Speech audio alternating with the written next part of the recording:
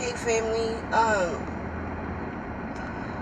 right now I wanted to talk about our children and how we have to do a better job at protecting our children. I saw a story last weekend on Facebook about this guy named Steven Sarandon Barnes that had apparently been arrested for the rape of a 5-year-old girl. So I see all kinds of crazy stories on Facebook, and I'm always like going and just researching, finding out what I can to see if it's factual, if it's fake, just one of those stories going around to get clicks. But when I search this guy's name, it's an actual story, and he really did rape a 5-year-old little girl, and it was so brutal that the little girl had to be rushed into emergency surgery to repair her insides. So that's why I say we have to do a better job at protecting our children from these weirdos out here. I want to know who gave this idiot access to their 5-year-old daughter. That's not some shit that just comes fly by night, just, oh, I think I'll rape a 5-year-old today. Like, you have that shit in you already. Once I found out that the story was legit, I started looking at the different stories posted about it on Facebook, and I saw people making excuses for this asshole, talking about he was high, he wasn't in his right mind, there's two sides to every story. I don't give a fuck about his side of the story when that little girl had to be rushed into emergency surgery because of what he did to her. So, fuck his side of the story. It's our job to protect our children, so that's what we need to do. This dude should not have had access to that girl, high or not. Even if he was high, that's some shit that you thought about before, or that you've been doing and getting away with something. You didn't just get high and decide that that's what you wanted to do. That was some shit that was in the back of your mind, or like I said, some shit that you've been doing and getting away with. So it's our job to protect our children. Talk to your babies. Let them know that nobody is allowed to touch them, that nobody is allowed to look at their privates, that nobody is allowed to talk to them about their privates or about touching their privates.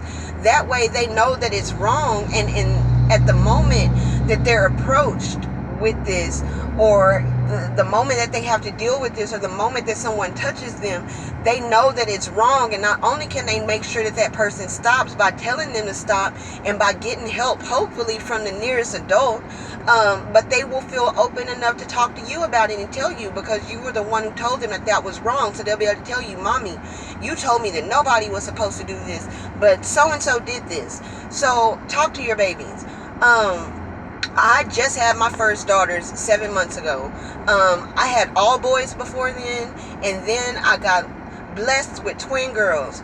My girls have not left my sight unless they are with my husband, their dad, who will kill somebody before I'll kill somebody behind my babies. So I'm not worried about that. But there are people who, I don't know if maybe y'all are just eager to get back into the social life. I know people have to go back to work. Everybody is not blessed and lucky enough to own their own business. That's what me and my husband do. So, I'm out on the go right now, but I promise you today, I've been away from the house maybe 3 hours. The rest of the time, I am with my babies.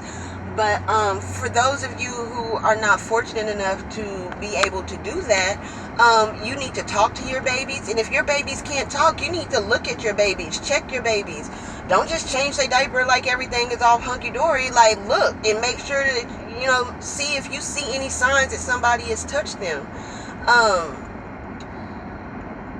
People are so quick to send their children off to be with strangers just because it's the norm. It's the norm for us to have a baby, and at 6 weeks old, we put our baby in daycare with a bunch of strangers, and we go back to work. It's the norm for once our children hit 4 and 5 years of age to send them to public school for strangers to teach them everything that they need to know. This is the norm. And so because it's the norm, it's widely accepted. I don't accept it. My 10-year-old son is homeschooled. He's homeschooled because as I stepped into my spiritual awakening and my consciousness and realized that this government means us absolutely no good, I decided it was in my son's best interest that I educate him, so that I made sure that he was getting all the information that he needed, because there are people out there that will not. And so around the same time that me and his dad were already considering homeschooling, he was like having issues at school anyways, and like it were some days I would go to drop him off at school and he would refuse to get out of the car. And so that was my sign, I need to keep him with me. And so I homeschool him. My girls are only 7 months old, but they too will be homeschooled, so that my children are always in my supervision. My son, he goes two places. He goes to my dad's house, or he goes to my husband's mom's house. Even though I was raised by my dad, I know my dad allowed stuff to happen to me, so I don't put it past him to allow something to happen to any of my children while they are in his care. So when they are over there, because I'm not going to just blatantly keep my children from family, but I have made him well aware of the fact that he is not to be touched. He knows that he can tell me, he can talk to me about this, and anytime that he is gone away from me, I ask him as soon as he's back with me, hey, did anybody touch you? Did anybody look at you like they wanted to touch you? Did anybody talk to you about touching your private parts? So, and he's always like, no, Mom, I promise I would tell you. So, he's tired of me asking, but he knows that I'm going to ask, and we all need to do that. We all need to ask our children what's happening to them when they are not in our care. For you single women who are having these different men move in and out of your home around your children, not just your daughters, because this shit happens to boys too. Watch that shit. Don't just let anybody around your children. I've been with my husband for 16 years. We have split up a couple of times, but the couple of times that we split up, I did not have a man around any of my children. My bad, y'all. But I didn't have a man around any of my children. That's the only, and my husband is not the father of all my children, but all my children know him as dad. I don't put anybody else in their face as a father figure or any of that. I have him, that's it, that's all. Anybody else that has come along in between them, my children have not been introduced to, they've not been exposed to anything. And I think we all should do the same thing. I know you get lonely. I know you need help financially, but don't put that need to be with someone or that need for financial help over your children. Your children are your number one priority. You need to protect them. So, watch your children. Your children might not necessarily say anything to you, but you can pay attention to their body language when they are around certain people, and that will give you a clue as to something that might be going on with them. Then ask your children. Like, don't be afraid to ask your children. I don't care how uncomfortable it makes you, how uncomfortable you think it makes them. These are important questions that we need to ask. Important things that we need to tell our children is that no one is to touch them in their private areas. Nobody. I did not let my son go to stay with anybody until he could wipe his own ass. And I made sure he could wipe his own ass. I made sure he could wipe his own ass. I did not want my son at a daycare, at a school, at a family member's house, at a friend's house, asking somebody else to wipe his ass. That's giving someone permission to touch your children's private parts. Teach your children how to clean themselves so they're not depending on anyone to do that for them, especially once they're of age. Talk to your babies. Don't let just anybody stay with your babies, or don't just drop your babies off with anybody. For you women that have children that are old enough to be a part of extracurricular activities, your son does not need to go with the coach for the weekend for a one-on-one practice or some retreat. All right, unless there's going to be other adults there and other children there. Your daughters do not need to go away with anybody for a weekend unless there's going to be other adults there and other children there. And then you need to have a way to check in with them constantly, so you're not relying on somebody else to answer the phone.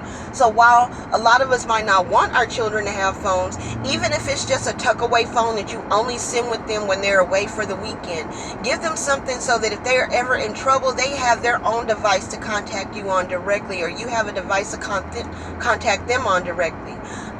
Don't just leave your children out there for the wolves. We need to stop. All right, stop sweeping this shit under the rug. Leave that shit to the white people and the Catholic churches. We don't need to do that sweep under the rug shit. Let them handle that shit. This dude deserves death, beyond death. He deserves to have his intestines ripped out of his asshole. I don't know why this asshole is still breathing. The motherfucking police, they like killing niggas, but for some reason they let this coward live. They let him breathe. He was in his arraignment hearing acting a complete ass. Like, dude, you have no room to speak on anything after what you did to this girl. But he was in there acting stupid, and the laws pretty much allowed this shit.